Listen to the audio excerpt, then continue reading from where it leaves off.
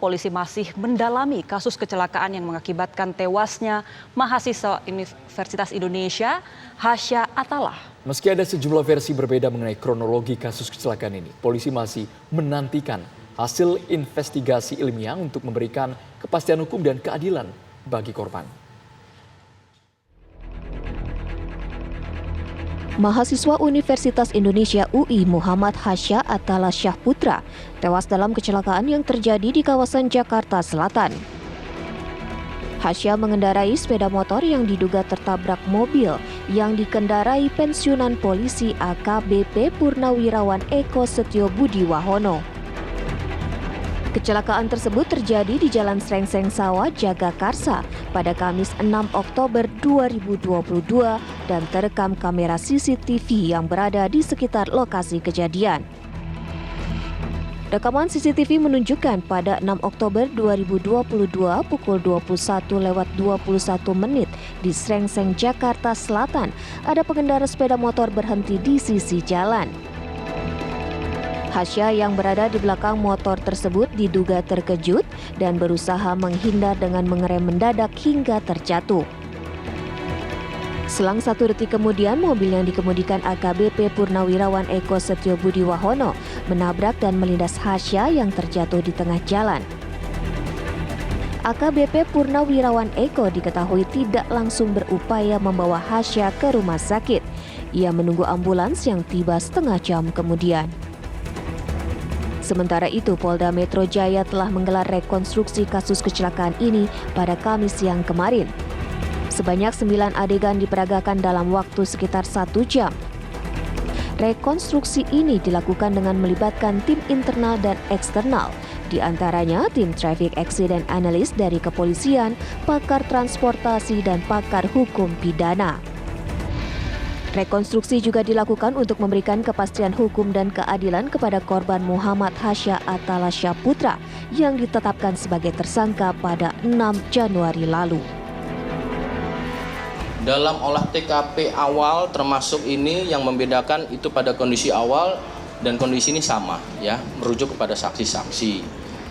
Yang membedakan pada saat waktu kejadian malam hari, kemarin kita rekonstruksi siang hari. Namun seluruhnya kita lakukan berdasarkan pada posisi seperti awal dengan didalaminya melalui keterangan-keterangan saksi langsung pada saat kejadian. Selama ini ada beberapa versi kronologi kasus kecelakaan yang menewaskan Hasya Attallah Syahputra di Jalan Srengseng Sawah, Jakarta Selatan.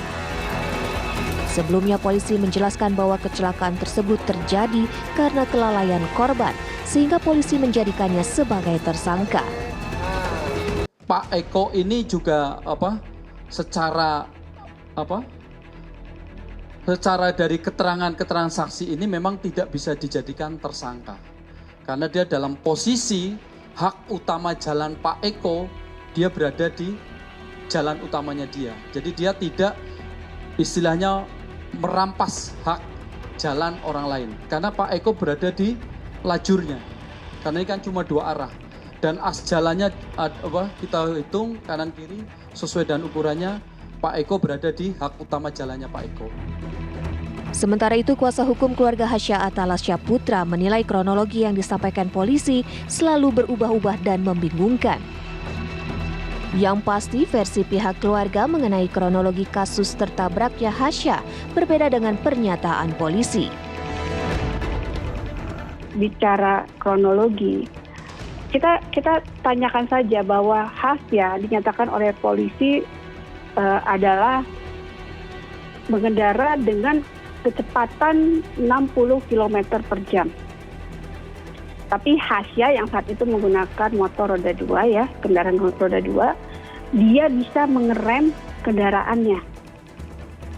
Nah, sedangkan terduga pelaku itu berkendara dengan kendaraan roda 4 dengan kecepatan 20-30 km per jam, sudah melihat konon dari jarak 5 meter, melihat ada motor,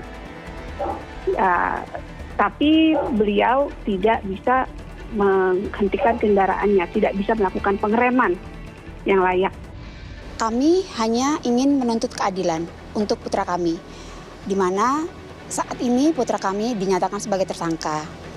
Padahal putra kami sudah meninggal dunia dan jatuh sebagai korban kecelakaan lalu lintas. Bagi orang tua Hasya, kasus kecelakaan yang menimpa anaknya merupakan bentuk ketidakadilan karena sudah dijadikan tersangka di saat korban sudah meninggal dunia. Dari Jakarta, tim TV One mengabarkan.